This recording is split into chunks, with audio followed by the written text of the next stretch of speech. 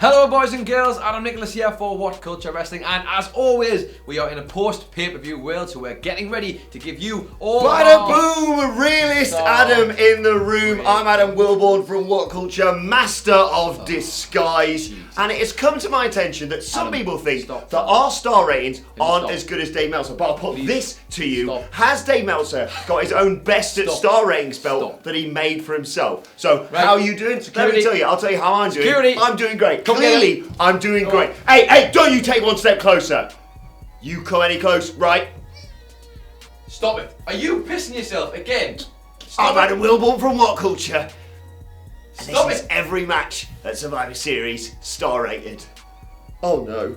Well, we've talked about this so bad it's good era that WWE seemed to have fallen into, and this was an absolutely perfect example of a match that was completely on brand from the word go. We had Kalisto botching a handstand where he was specifically doing a spot of showboating. That's always a little bit awkward, but he seemed to tweak his knee, or maybe he might have just been doing a work, but if it was a work, it was a really ugly and really confusing one. We had Chad Gable attempting to pin Eric Young while he wasn't actually the legal man, and while that was one of many stupid spots in this match that weren't supposed to be as bad, I have to say the quality did manage to pick up, and one person solely responsible for that was Chad Gable. Delivering an incredible chaos theory to Big E, Chad Gable's talents were on show here, and used the spotlight he absolutely did. From there, it was just an unapologetic, senseless spot fest from him, including one of the best spots of the night, where he German suplexed one of the Usos onto the outside of the ring from the top turnbuckle. That alone was worth quarter of a star. By the end of it, this was actually a damn fine match,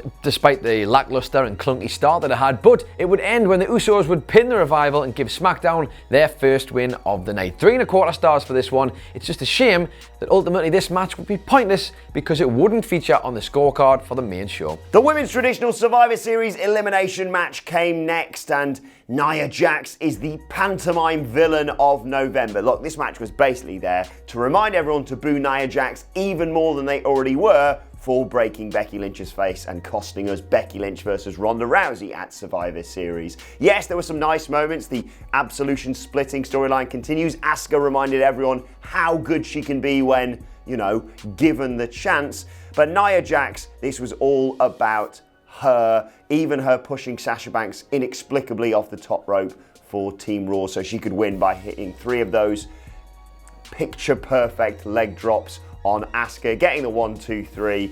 Look, Nia Jax is hated even more than she was at the start of Survivor Series, and it's made us care about seeing a Nia Jax singles match, which, yeah, takes some doing. Fair play.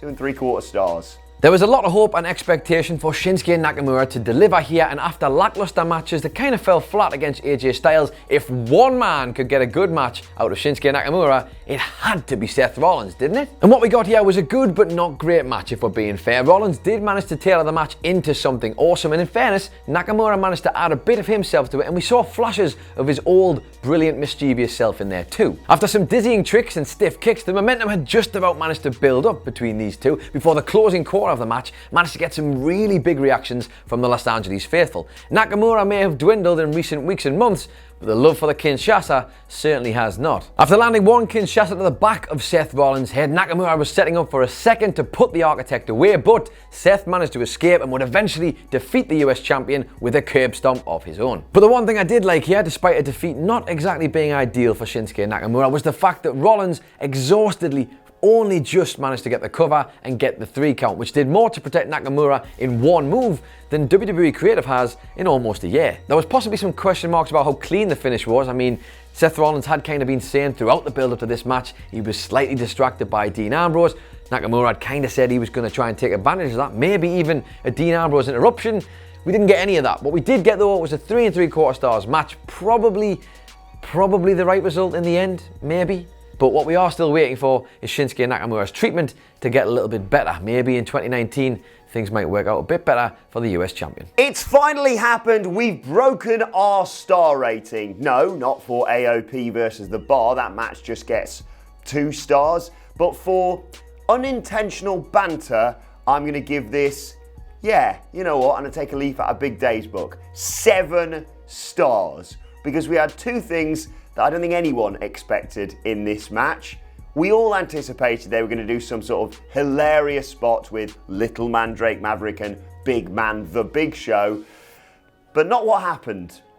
Prior to that as well, Enzo Amore, who'd snuck in dressed as Bart Simpson in Shelbyville, stood up and cut a promo with his own special Real One belt before being taken out by security. "I'm doing great," it said on his top. Me think he doth protest a little bit too much. So yeah, he made an appearance. I can't really remember anything that happened in the match. Look, Cesaro and Sheamus can always be relied upon for a decent little match. I think AOP, bit stiff in there. They still need a bit of work. But yeah, I still can't really remember anything that happened because later on, Drake Maverick pissed himself. And I have a theory. I don't think that was meant to happen. I think they were going to have a big man, little man moment with him in the Big Show. And then when Enzo Amore popped up, they thought, well, we can't have people talking about that. So someone's just going to have to piss themselves. I reckon they called that piss on the fly. The GM of 205 Live pissed himself. Did I mention that? 2 stars. This short 12-minute gem of a match was a very simple, very effective bit of storytelling. Buddy Murphy is a ruthless powerhouse and Mustafa Ali is a never-say-die lunatic willing to risk everything to get the win. Within that basic framework then, genuine creativity was allowed to flourish. Ali landed a beautiful dropkick, he flattened Murphy with a somersault senton and he was really starting to build some momentum. Murphy quickly realised he was going to have to up his performance and it made him dig deeper as a champion to want to get that win. And from there, despite the fact that Mustafa Ali's agility had been controlling the match to this point, Murphy effortlessly and seamlessly slid under the ring to destroy Mustafa Ali and chuck him into the barricade in a heart-stopping moment that really captivated the audience. Suddenly, Murphy was in control. He patrolled the ring, a big smug look on his face. He knew he was the boss and he was leading this match. And he managed to massage a fairly cold crowd into some very heated reaction. And that only intensified when he landed a massive plancha on Mustafa Ali and the crowd went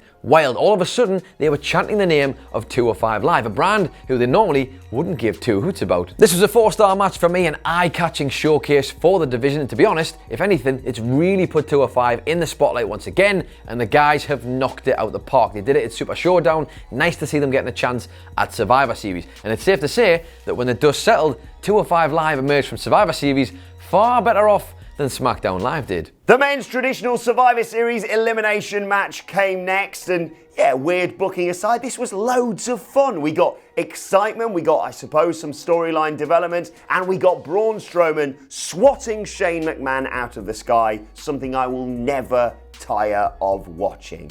Some people were elevated, but to do that, some people had to be buried a little bit. Finn Balor getting eliminated first for Team Raw was no surprise, but before that, we had Samoa Joe lasting as long in the ring as I do in the bedroom. In a weird way, I kind of hope Samoa Joe's injured, which partially excuses him just getting claymored out of nowhere after about 30 seconds. But look, as I said, we had storyline development. Drew McIntyre looks amazing still. Finn Balor versus Rey Mysterio was really good fun.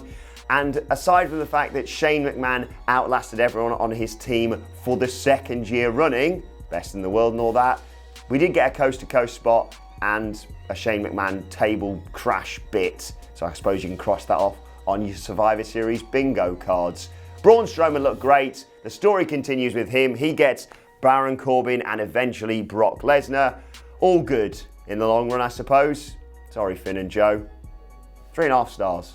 Now, it's fair to say there was a lot of excitement and anticipation going into this match. While I'm sure quite a lot of us wanted to see Becky versus Ronda Rousey, we were getting Charlotte versus Ronda Rousey, and that in itself was a match that I personally was very much looking forward to. Up until this point, Ronda Rousey, you could argue, has wrestled quite a few women, none of them perhaps to the caliber of Charlotte Flair. Stephanie McMahon, Nia Jax, Alexa Bliss, Nikki Bella, all fairly okay in their own rights, but when we got the anticipation for a match where Ronda Rousey was going to go against anybody really good, which is exactly what Charlotte Flair is, then the possibilities were endless and we had all the reason in the world to be very excited indeed. And last night delivered in absolute spades. This match was indeed awesome. Charlotte and Ronda went full throttle from the opening bell. Charlotte throwing these lethal kicks, Ronda throwing some punishing jabs. Flair managed to dodge a few of the attacks, and to be honest, it was just all-out war from the very beginning. It was rough, it was real, it was raw, it was everything you wanted from this match, and to be honest, it was just a straight-up fight. After early submission attempts from Ronda Rousey, Charlotte began to dominate physically. She was nasty, she was showing her aggressive side, and she was giving us a peek into her vicious streak, trying to shed the skin of babyface company woman that she'd managed to accrue since WrestleMania 34. And instead of slowing down, this sprint just seemed to speed up with a flurry of awesomeness. Ronda Rousey countering a natural selection into an armbar was awesome. Rousey countering a moonsault with a foot to the face was awesome. And Flair spearing the life out of a fired up Ronda Rousey was awesome. But ultimately it ended as all great first acts do, by creating a must-see anticipation for the second. Charlotte would lose the match after getting herself disqualified. She hit Ronda Rousey with a kendo stick. It was abrupt, it was kind of brutal the way it happened, and really kind of smashed the floor because this one was building and building and building, but it was obviously designed to lead into what would be a brutal post-match beatdown. I'm going to give this one 4.5 stars, not quite the 5, but only because it was probably missing a satisfying and definitive conclusion. But I guess in this particular occasion, that wasn't actually meant to happen. But I would say that is the only thing to stop this match from being one of the very best. Main event time, WWE Champion Daniel Bryan taking on Universal Champion Brock Lesnar. And I had to re-watch this match earlier on today because it's weird seeing it with different eyes once you know that WWE aren't just going to bury Daniel Bryan for his crown jewel indiscretions.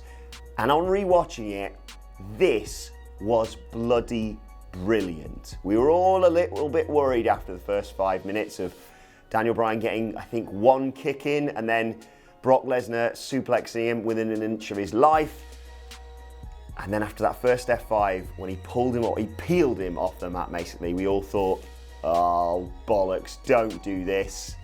And then Daniel Bryan kicked Brock Lesnar in the face. Mike Chioda got knocked over as Brock Lesnar went for a second F5. And Daniel Bryan kicked Brock Lesnar in the dick. Following that, this was a tour de force. Daniel Bryan's running knee looked brutal. Brock Lesnar sold it amazingly. He always seems to turn up at Survivor Series. Last year against AJ Styles, this year against Daniel Bryan. And Daniel Bryan's brutal stomping of Brock Lesnar when he's down on the mat looked phenomenal as well. Daniel Bryan tapping out Brock Lesnar is ludicrous. But you have to admit, when he had him in the yes slot, and Brock Lesnar's eyes was doing the side-to-side thing, and his face was just all kinds of red, you thought, maybe. They got me. We got worked. Getting worked is amazing. Daniel Bryan is amazing. Brock Lesnar is amazing. This match was perfect. We all went into this match saying, look, I don't mind if Brock Lesnar wins. We all kind of know that's going to happen. But just give Daniel Bryan something. And oh boy, did they give him a lot more than something. Halfway through this match, I was worried this was going to be a -5-star counterproductive disaster. But by the end, it was one of the best, unique, well-sold, well-planned out, well-performed matches in recent years in a WWE ring. Go back and watch it. You will not be disappointed. You know what? Sod it. 5 stars. Fight me. So that's it, there you have it. That is every match star rated for WWE Survivor Series 2018. How are you? Are you okay now? Have you settled down a bit? Doing great, obviously. Good, I'm glad to hear it. Nothing else to add? No? Okay, good. I'm glad about that. Let me know your thoughts in the comments down below. Don't forget to like and share. Hit the old subscribe button if you haven't already. Or if you just want some more videos, you can find them over there somewhere. I've been Adam Nicholas. This has been Adam Wilbourn. And we will see you next time. You got a spare pair of trousers at work? Asking for a mate.